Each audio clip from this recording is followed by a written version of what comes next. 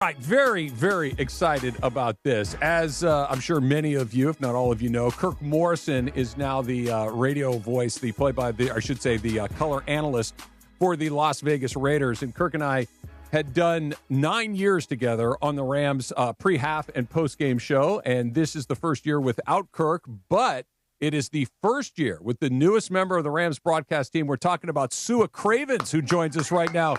Sua, welcome to the team. How you feeling? Feeling good. Big shoes to fill. I'm not Kurt, but I'll do my best. No, you are going to do absolutely great. I'm thrilled to have you, and I can't wait to do our game on Saturday against the Chargers. Yeah, I'm looking forward to it. Well, you always promise to tell us exactly how you feel. Oh, of course. I don't think I know how to do it any other way. I was going to ask you about some SC stuff, but I'll save that. Did you watch the Rams preseason game against Dallas? Yes, I happened to catch it. What did you think about Dallas in particular? I don't know what Dak Prescott was thinking, whispering that to I think the GM of the Rams, saying that see you in the NFC Championship. I don't know what that was about. Did you see that, DeMarco? I did. Yeah. Delusions of grandeur is what we call it. If anyone else in this league doesn't need more pressure, it's him. Yeah. And you put that on your head too, that's going to live on. I mean, now you have no choice but to make it to that game. But the Rams on the other side, me and Travis were talking, it's preseason game number 1. It doesn't mean that much. It was Stetson Bennett, but at least the team looked good. They looked more prepared than the Cowboys. So that is a win. If you're grading on from training camp to preseason, you'd have to give them an A right now. They definitely look better than the Cowboys at every position, and that's just hats off to the Rams drafting well over the last few years, especially at receiver and defensive back. It was very hard for Joe Milton to move the football, and then when they did score, then they had to go for it on 3rd and 4th down a few times. So just hats off to the Rams defense from starters to corner. The starters didn't play, but to those 2s, 3s, and 4s to display the coaching, that was really well done. The new co-host of the Rams pregame, halftime, and postgame show, Sua Cravens, joining us here on Trav and DeMarco. And Sua, with the preseason, in particular with the way that Sean McVay approaches the preseason schedule, where he does not play any of his starters and very few of even his second-string guys. Do you like that? Do you like that? I was going to say, what do you make of that approach and how the Rams particularly go about it?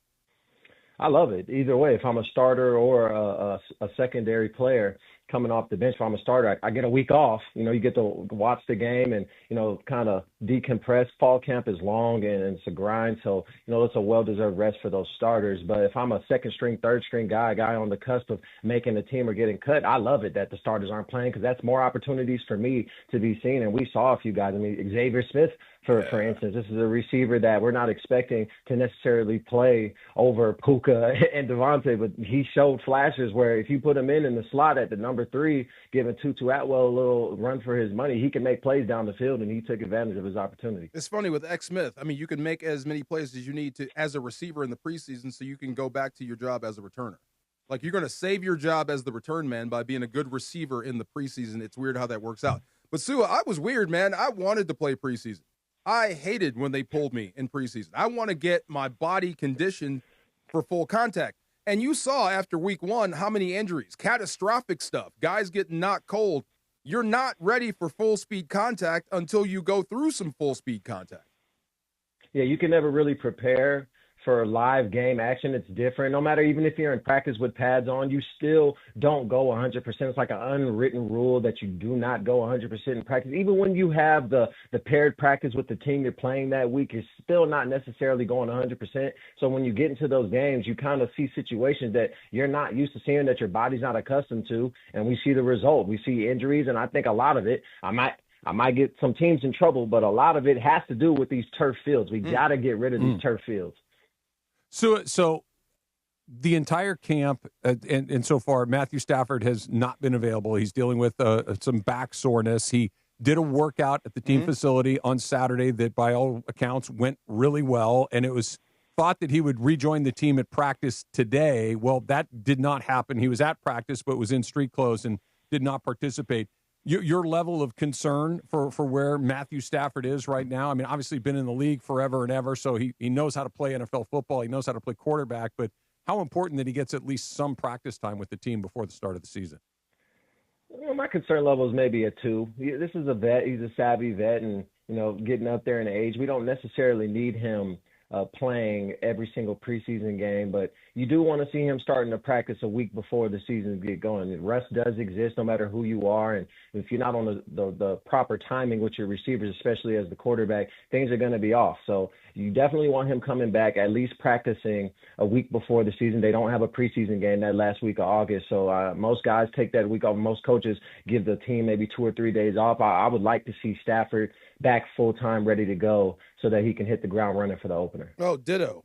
Looking at this, the officials. There was an official out there named Merle. When was the last time you met a guy named Merle? Merle Haggard. Merle Robinson. I like that. Field judge, number 31. If you had a vote for the Hall of Fame, would you give it to Matthew Stafford, first ballot?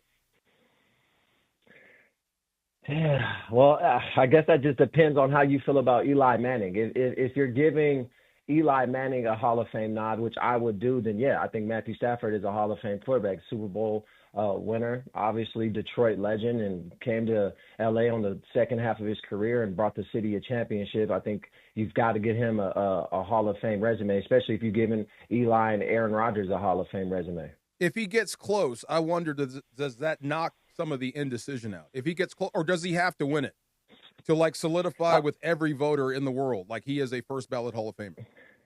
I mean, it's easier if he wins it, because then there is no argument.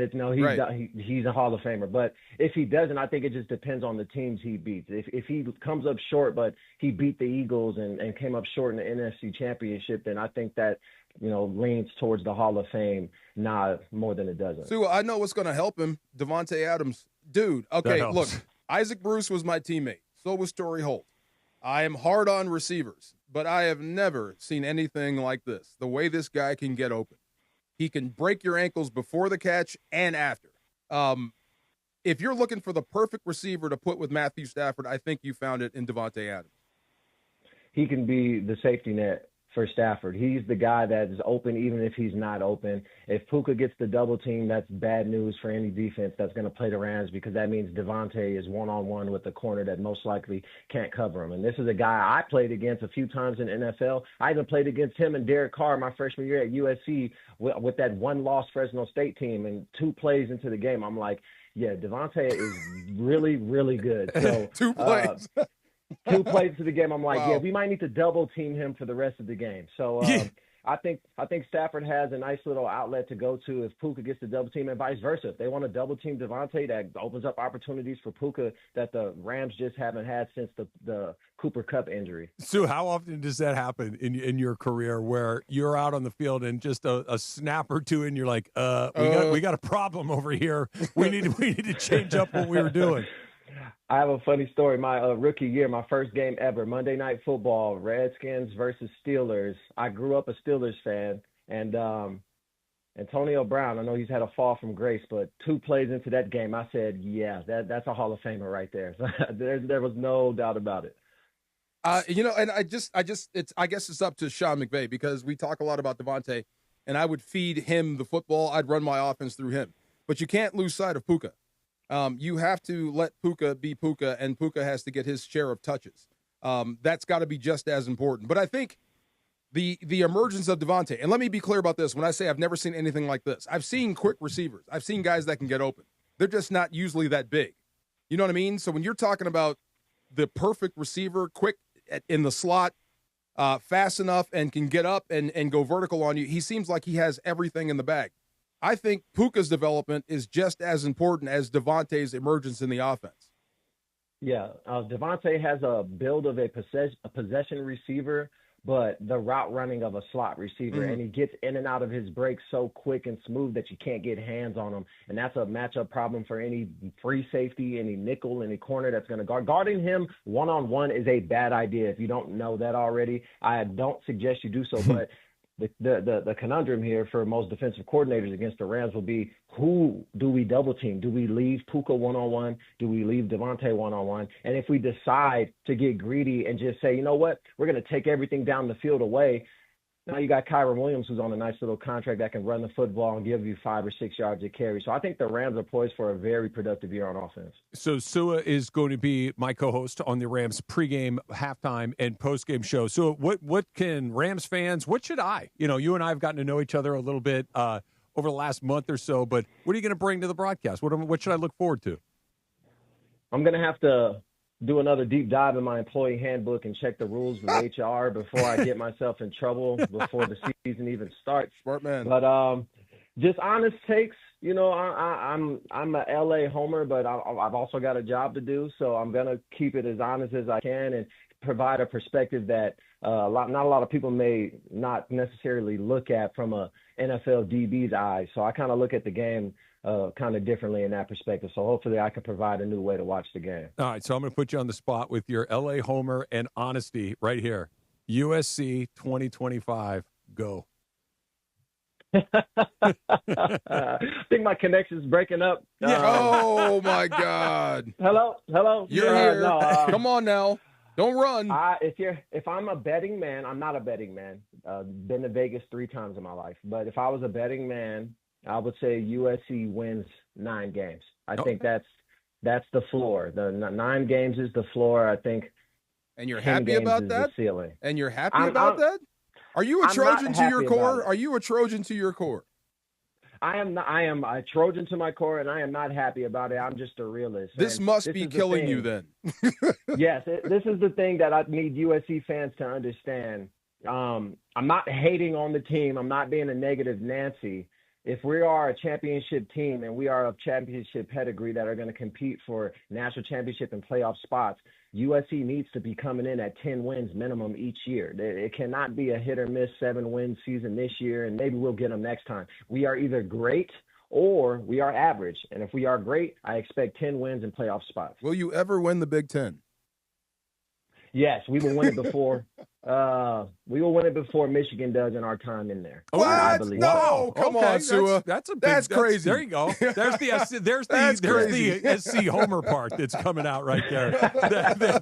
That's part 1. We'll get to part 2 before too long. Sua, I'm looking forward to doing the Charger game with you. The Rams and Chargers pregame show starts at 2:00 this Saturday afternoon. Kickoff at 4:00 with Sedano and DeMarco. Really excited to get a chance to do the season with you. Looking forward to it. Appreciate you. Thank you. Keep it real. Yes, sir. You got it. Good stuff. Sua Cravens. Yes. My new partner on Rams pre-half and post. Good luck. I hate the way DBs see the game. Okay, tell me what that means. They see it from the back end. Come on. Okay. They discount what's really important, what goes on What goes on the front end. Yes, of course. And as a front-end guy, you see that. Oh, what big surprise. Just saying. Big surprise. There you go. That's great. Cannot wait to do it. We have one thing in common. We both hate linebackers. Yeah, the guys in the middle. Those guys see it from both ends, Dude, right? Drive me nuts. Yeah.